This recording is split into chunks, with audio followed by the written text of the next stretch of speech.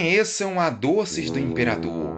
A Doces do Imperador produz chocolates nobres e de alta qualidade que estão enobrecendo o paladar de muitas pessoas do Brasil. Para encomendar, é só acessar o Instagram Doces do Imperador. Doces do Imperador. Enobreça o seu paladar. Meu nome é Luiz Marins, líder do grupo Guerreiros Monarquistas, sejam muito bem-vindos. Seguidores, mais uma vez eu agradeço a todos vocês pela colaboração e principalmente pela divulgação dos vídeos explicativos, dos quais já estão chegando a todas as pessoas, e até mesmo para pessoas não monarquistas que já estão estudando sobre a Libertadora. Vamos ao assunto?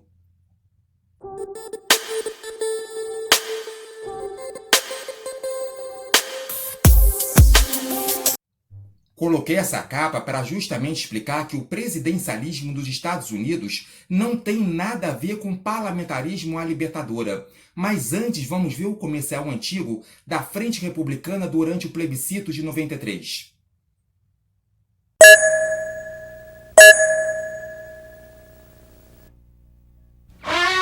Isto é o resultado de um país que levou o presidencialismo a sério. Nos Estados Unidos, são 217 anos sem mudanças de regime, sem golpes militares, acreditando na força do voto e no presidencialismo. Um dia a gente chega lá. Dê uma força pro seu voto. 21 de abril, direta sempre. Vote República e Presidencialismo. Depois dessa, eu tenho que chamá-lo. Rabugento, é com você. É impressionante no comercial da Frente Republicana o complexo de vira-lata. Além disso, não explicaram que o presidencialismo dos Estados Unidos é um parlamentarismo com poderes divididos, conforme a seguinte leitura. Na Libertadora, os poderes são divididos entre o presidente da República e o primeiro-ministro. E o presidente tem um poder moderador para dissolver o Congresso e demitir o primeiro-ministro. No presidencialismo dos Estados Unidos, os poderes são divididos entre o presidente da República e os 50 governadores dos estados. A diferença é que o presidente dos Estados Unidos não tem o poder moderador. Então, para muitos que ainda confundem o presidencialismo dos Estados Unidos com o parlamentarismo à libertadora, não tem nada a ver a partir do momento que o presidente da República, com a libertadora nas mãos, terá o poder moderador para dissolver o Congresso Nacional e demitir o primeiro-ministro. Já no presidencialismo dos Estados Unidos, mesmo com os poderes divididos entre o presidente da República e os 50 governadores, o presidente da República nunca teve o poder moderador. Vamos ao aviso dos guerreiros?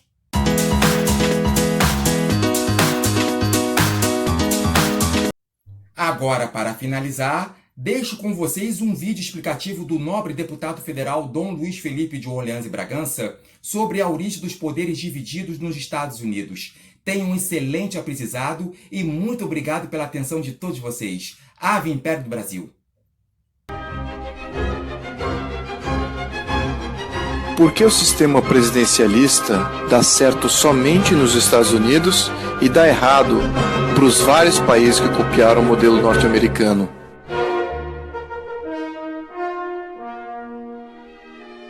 Na Grécia Antiga, havia o modelo ateniense de democracia que elegia democraticamente tiranos com controle absoluto.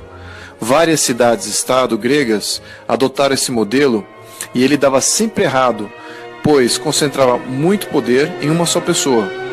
Essa concentração acabava por gerar muita competição pelo poder.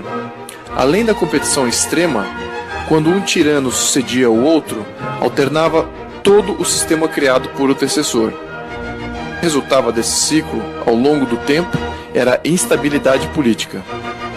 Mas havia uma exceção na Grécia Antiga.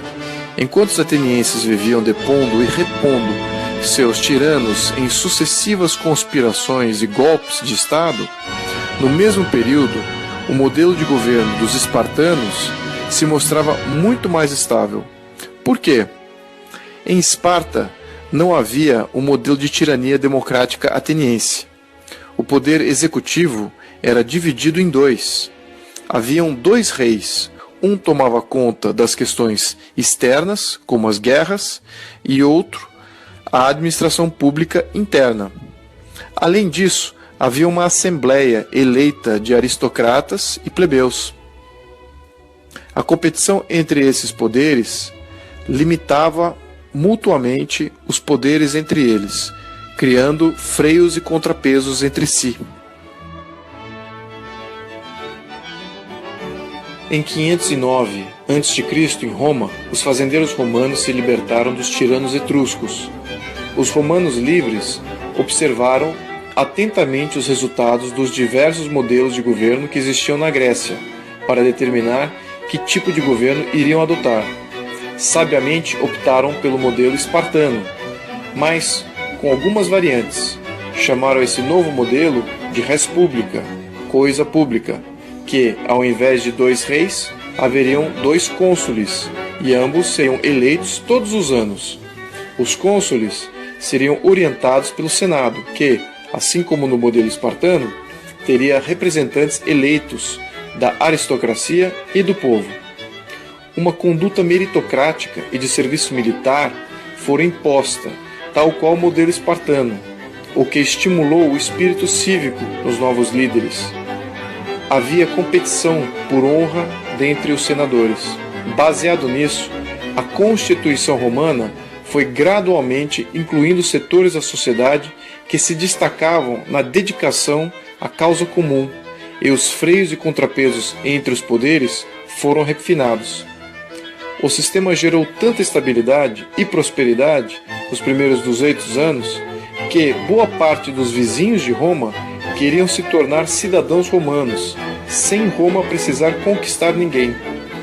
E demoraria mais 300 anos para que esse sistema deteriorasse de volta para um modelo tirânico em 27 a.C. Mais tarde, em 1787, nos Estados Unidos, os pais fundadores dos Estados Unidos se depararam com o mesmo problema que os romanos se depararam 2.300 anos antes. Depois de se livrarem da tirania inglesa, eles optaram por abraçar a sabedoria histórica greco-romana até então. Criaram uma constituição separando o poder executivo em 2. Havia um chefe de Estado, que chamaram de presidente, que trataria somente de assuntos externos, enquanto deixaria a administração pública para ser feita por cada chefe de governo de cada Estado membro da Federação. Portanto, o chefe de Estado e o chefe de governo tinham funções distintas e um limitava a ação do outro. A Constituição norte-americana é muito clara em definir que a função do presidente não era governar, mas sim somente representar a República e somente interferir nos Estados-membros para proteger o cidadão contra possíveis ações abusivas dos governadores. Em outras palavras, o presidente era para ser visto como um protetor da liberdade de cada cidadão e não como um governador de pessoas. Alguns anos mais tarde, no Brasil, quando Dom Pedro I encomendou a primeira Constituição do Brasil, em 1824, ele aplicou essa mesma sabedoria que os Estados Unidos e República Romana haviam aprendido com o modelo de Esparta antiga. A estrutura de poder do Brasil imperial separava a função do imperador como chefe de Estado e a função do primeiro-ministro como chefe de governo. Como o poder executivo era dividido, os poderes se limitavam mutuamente, e o sistema mais uma vez se provou extremamente estável e gerador de prosperidade durante todo o século XIX. No quesito estrutura de poderes executivo, a diferença entre o nosso sistema e o norte-americano era somente no rótulo. O Brasil era uma monarquia constitucionalista, enquanto que os Estados Unidos uma república. Mas, na base dos dois sistemas, tinha o princípio ativo da separação das funções do poder executivo, em 2, e ambos com processos de legitimidade popular distintos. Curiosamente, os regimes europeus do século XIX captaram a mensagem e reestruturaram seu poder seguindo o mesmo princípio do modelo imperial brasileiro da época, variável em nome e rótulo que davam para seus regimes, mas a maioria dos regimes de sucesso até hoje separam bem a função de chefe de Estado e chefe de governo. Mas, infelizmente, o Brasil não aplicou essa sabedoria quando surgiu a República em 1889. Quando os republicanos criaram o título de Presidente da República, deram ao cargo de presidente a função tanto de chefe de Estado quanto de chefe de governo. Os republicanos brasileiros não entenderam o conceito de separar funções do executivo e de criar limites para ambos.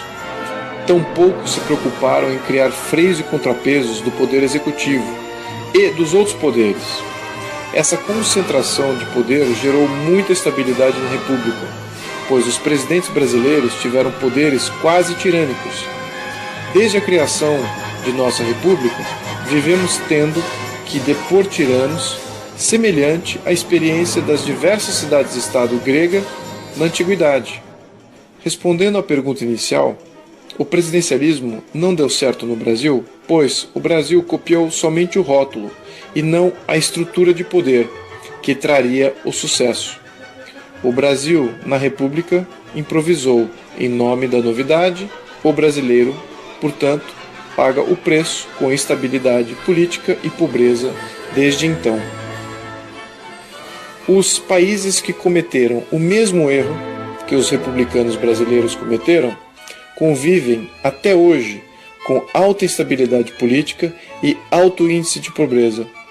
É assim em todos os países presidencialistas da América Latina, África e Ásia. Se o Brasil tiver a chance de rever sua estrutura de poder mais uma vez, que fique aqui registrado para todos o que somente poucos sábios registraram da história política em 2500 anos. Que a experiência greco-romana, a experiência norte-americana e a experiência do Brasil Império seja respeitada e não descartada em nome de rótulos da moda.